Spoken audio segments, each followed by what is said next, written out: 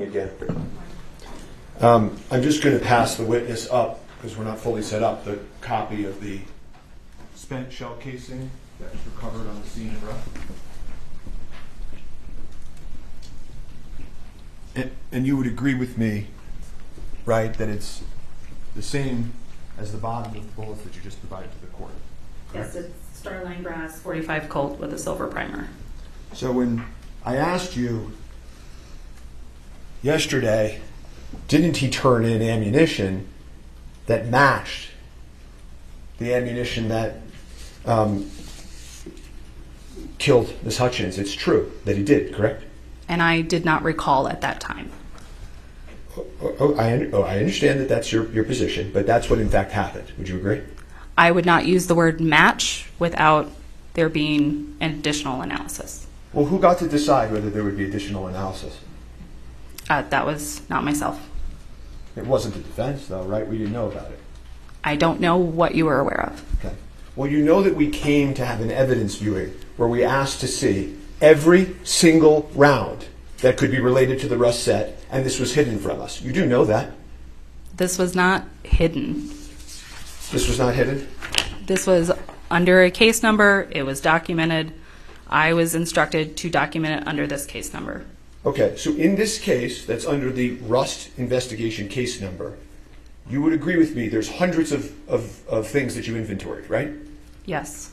There are hundreds of police reports that all relate to the same case number, right? Yes. The one thing that seems to have been put under a different case number is just this one discovery of the actual ammunition that matches the ammunition from the set of Rust. This was put under a doc information of someone coming in claiming to have rounds that were not utilized in a case. Okay, well, let's examine that for a second. When Seth Kenny comes into the precinct and he gives you ammunition, you vouchered it, right? I was instructed to collect the ammunition from Seth Kenny. Well, let me take a step back for a second just to make something clear. Investigator Poppell, you're following orders, right, when you're doing these things, correct? Can you please stop referring to me as investigator because it's creating a misnomer?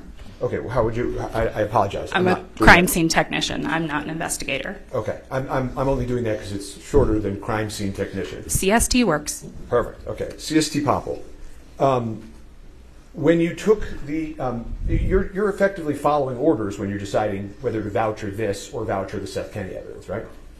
You keep using the word voucher, and I'm not sure what context you're using it. Yeah, I apologize for that word choice also.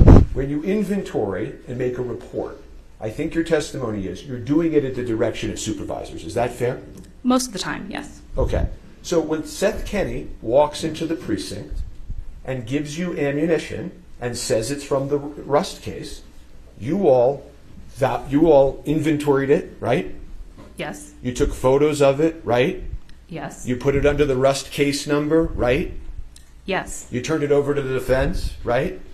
According to my knowledge, yes. Okay. Somebody else comes in to the precinct, okay?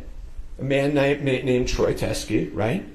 Yes. Who was a former police officer, right?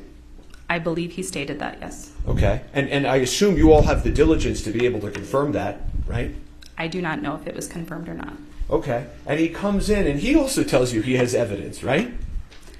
He told us 3 years later, after a trial, that he had evidence that the defense wanted him to use that he no longer wanted to hold on to. Okay, let's break that down for a second, right? Mr. Teskey isn't involved in your meetings with the prosecutors and Corporal Hancock's meetings with the prosecutors up until the trial, was it? Not that I know of. Okay, so doesn't it make sense that he would have seen the trial on television, been completely outraged at what he was watching, not trusted law enforcement, and then walked it into the precinct? Doesn't that make sense? I do not know what would make sense to Mr. Teskey. Okay, didn't he in fact tell you, I don't trust Miss Morrissey and the prosecutors? He did not state that to me. He didn't on your oath? You sure about that? I do not recall him stating that. So he turns this round in, and you, when he turns it in, obviously recognize it as Starline Brass, nickel primer, Colt 45. correct? Yes. Okay. So it's not as if he came in and just turned in a bunch of shells, right? He did turn in a whole bunch of shells. Okay. But he didn't just turn in shells, right? He turned in multiple different .45 rounds. I'll ask the question a third time. He didn't just turn in shells, did he? He turned in multiple .45 rounds. Including rounds that matched the round that struck Ms. Hutchins, right? Again, I wouldn't use the word match without further analysis. And the reason that we don't have further analysis is you all didn't send this to the FBI for further analysis, did you? We did not. Right? Because if you had, it would have potentially proven the fact that all along this ammunition did come from Seth Kenney. Isn't that true? What I was informed of by Mr. Teskey was that the ammunition originated from Joe Swanson. And then went in the green ammo can to Seth Kenney. I do not recall him speaking about a green ammo can. Okay. Well, let me ask you this. You know, the other thing that you're saying, I took you at first to be saying, well, it's just a bunch of ammunition, and now we've gotten to the point where it's actually the same type of ammunition. And then you've also stated in your testimony that it's like, well, there's this guy, Troy Teskey, that just walks into the office like it's random. When really Mr. Teskey and his involvement in this case was very well known to law enforcement, correct? I had never heard his name before. Okay, but he came in and he said, I'm here to give evidence about the Rust case, right?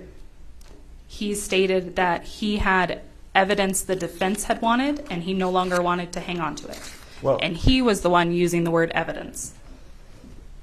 Okay.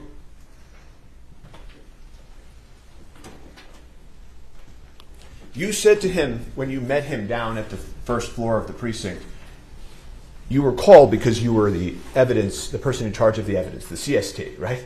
Yes. Okay. And he said, thank goodness it's you. You're the perfect person to take this because you know all about the Rust case. And you said, I know all about the Rust case, right? I don't recall that. Do you deny that? No. Okay. And then he said to you, this ammunition was in Seth Kenney's possession, and you said Seth Kenney's law enforcement is well aware of Mr. Kenney, right? I don't recall that.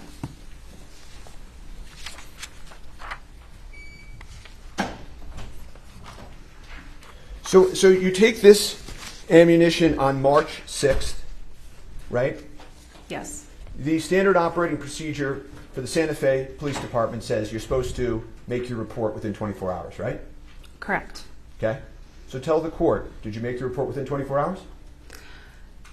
I'm fairly certain that our SOP is that evidence should be submitted within 24 hours. I'm not certain on when the reports are supposed to be submitted.